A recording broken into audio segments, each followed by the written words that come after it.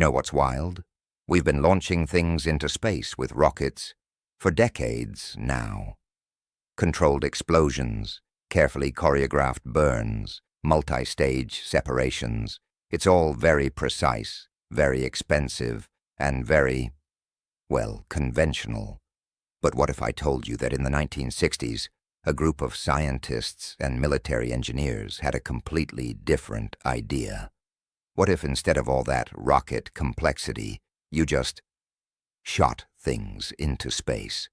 Like with a gun, a really, really big gun. I'm not talking about science fiction here. This actually happened. And the story of Project HARP is one of the most fascinating, ambitious, and ultimately tragic tales in the history of space exploration. So let's talk about the man who wanted to turn the sky into a shooting range. Our story begins with Gerald Bull. And right from the start, you need to understand that this guy was brilliant. Genuinely, undeniably brilliant. Born in Canada in 1928, Bull was an orphan who found solace in science and engineering. By the time he was in his 20s, he'd already earned a PhD in aeronautical engineering from the University of Toronto. He wasn't just smart, he was obsessed. Obsessed with ballistics, with aerodynamics, with pushing the boundaries of what was possible. And Bull had this idea that wouldn't let him go. See, everyone in the late 1950s and early 1960s was focused on rockets. The space race was heating up. The Soviets had Sputnik. The Americans were scrambling to catch up. Rockets, rockets, rockets. But Bull looked at rockets and saw inefficiency. They were expensive. They were complicated. They required massive amounts of fuel just to lift more fuel. Bull thought there had to be a better way. His idea was beautifully simple. Almost stupidly so. Instead of using a rocket to gradually accelerate a payload into space, why not use a massive gun to just fire it up there? Get all your acceleration done in one violent, explosive moment at ground level, then let physics do the rest. Now, before you write this off as completely insane, you should know that the math actually works, in theory. The problem isn't whether you can shoot something into space with a gun.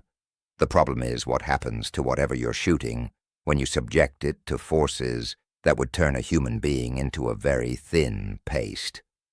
But Bull wasn't thinking about shooting people into space.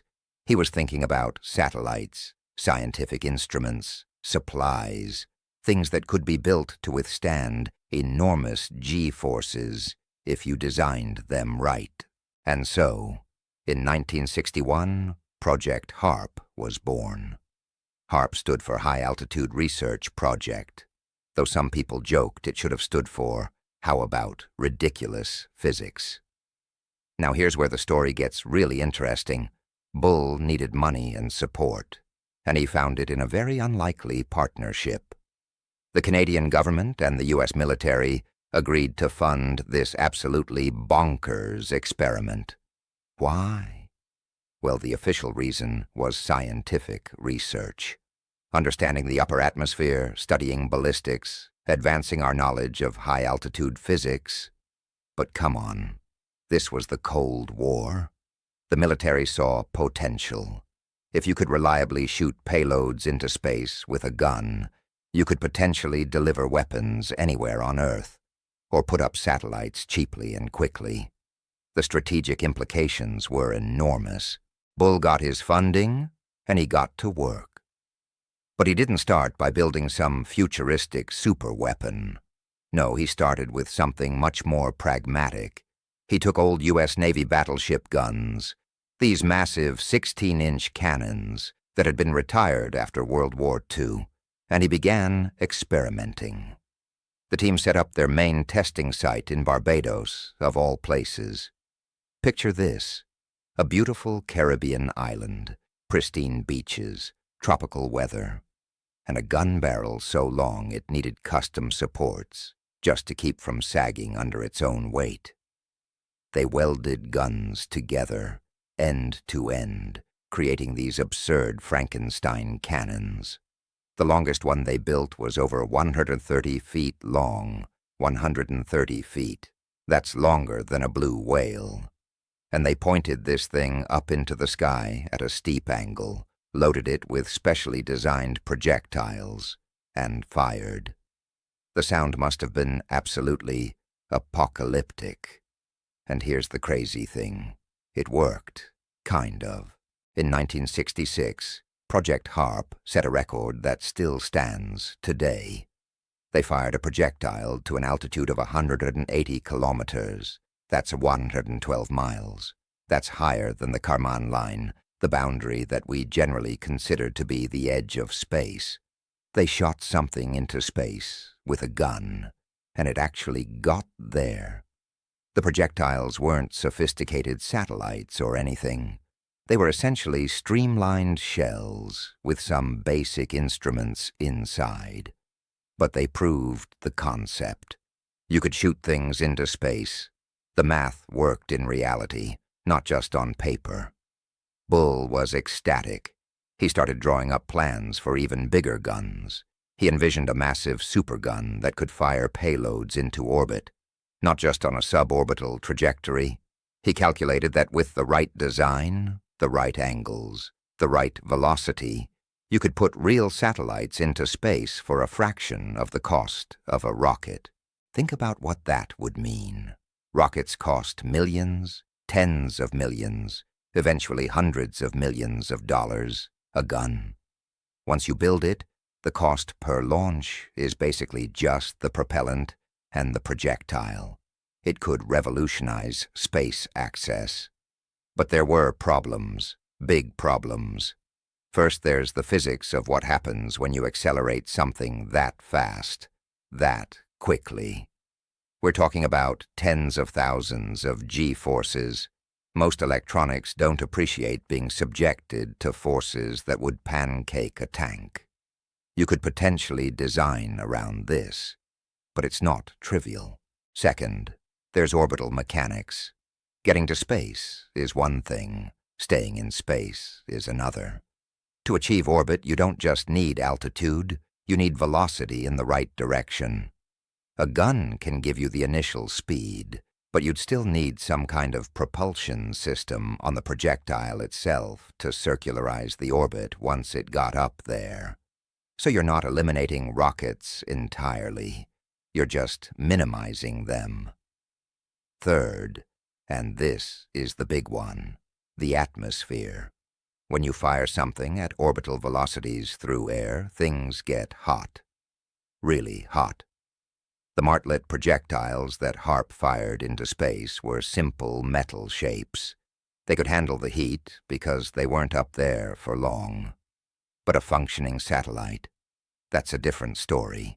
You need serious heat shielding, which adds weight, which means you need an even bigger gun, which means more G-forces.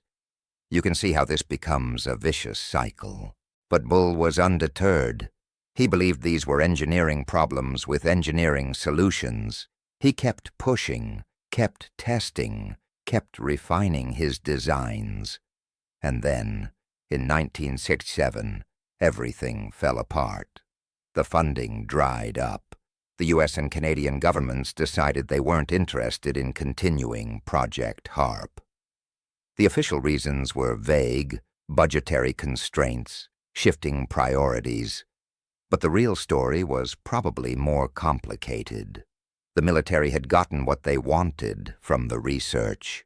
They'd learned about high-altitude ballistics, about atmospheric conditions, about materials science.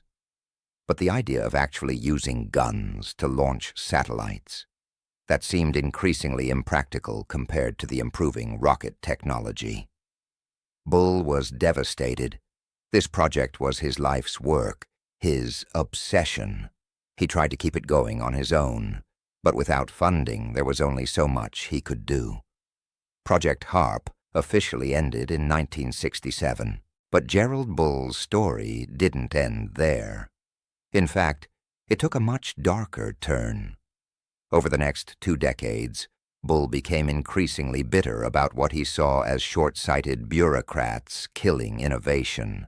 He started working as a consultant for anyone who would hire him, and I mean anyone.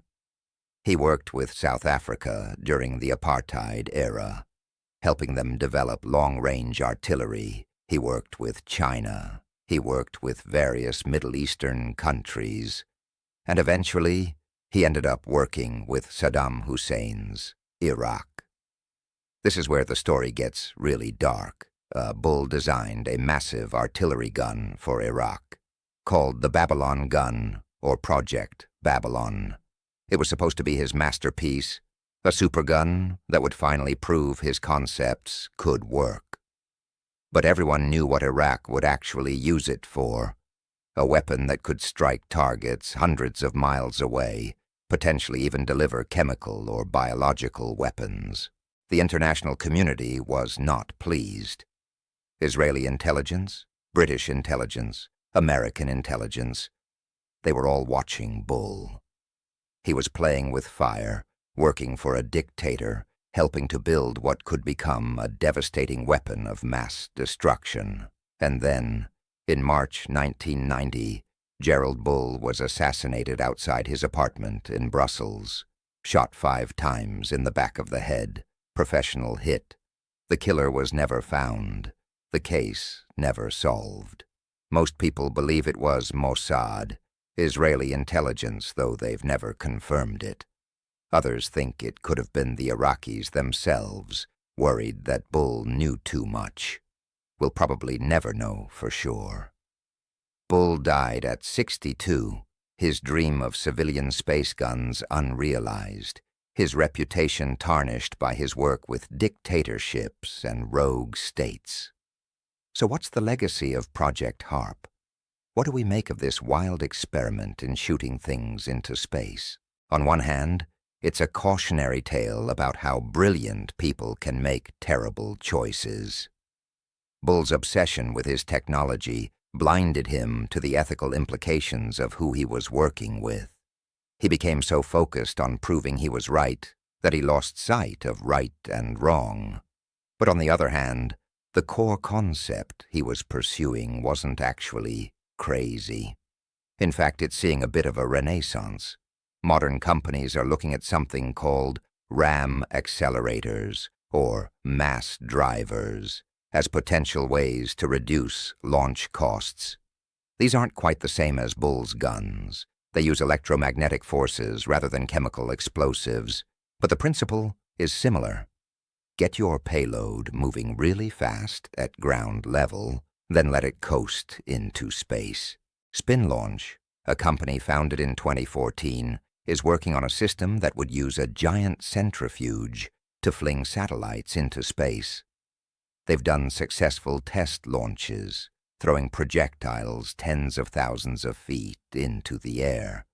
It's not a gun, exactly, but it's the same idea. Kinetic launch systems as an alternative to rockets. There are still enormous technical challenges.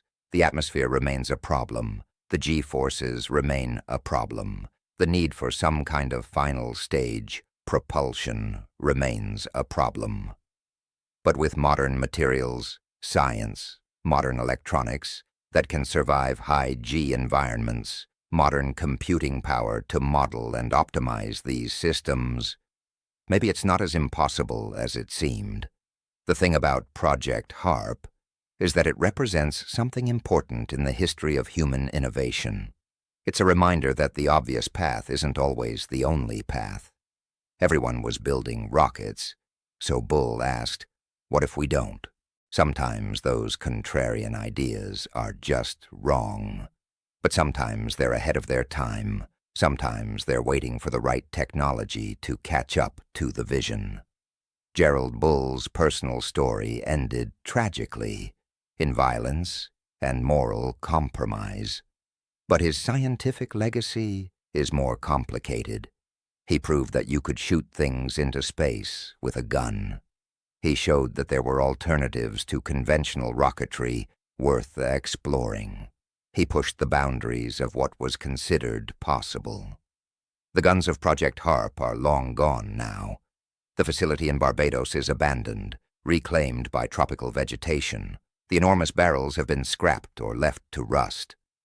But somewhere, in laboratories and startups around the world, engineers are still asking Bull's question, what if we could launch things into space without rockets? Maybe one day, decades from now, we'll have kinetic launch systems sending cargo to orbit on a regular basis. Maybe we'll look back at Project HARP not as a failed experiment, but as a proof of concept that was simply born too early. Or maybe rockets will always be the better solution, and Bull's dream will remain just that, a dream. Either way, Project HARP stands as one of the most audacious experiments in the history of space exploration. A time when someone looked at the sky and thought, I'm going to shoot satellites up there with the biggest gun humanity has ever built. And for a brief moment, in the 1960s, on a Caribbean island, with a gun longer than a whale pointed at the stars, they actually did it. Thanks for watching. If you enjoyed this deep dive into one of the strangest chapters in space history, let me know what other obscure projects you'd like me to cover. The Cold War was full of absolutely insane ideas that somehow got funded, and I've got a whole list of them. Until next time, keep looking up. Just maybe watch out for falling projectiles.